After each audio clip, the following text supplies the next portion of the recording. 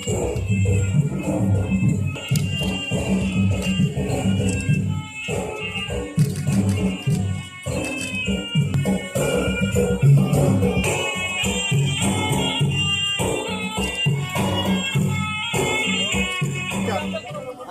agak longgar di sini.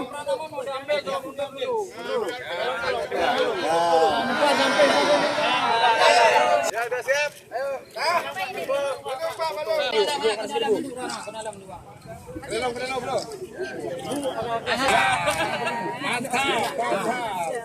Saya kira tadi per daerah laporan sudah surplus ya khusus ini, dan Provinsi Aceh pun sudah prediksi sudah mumpuni target.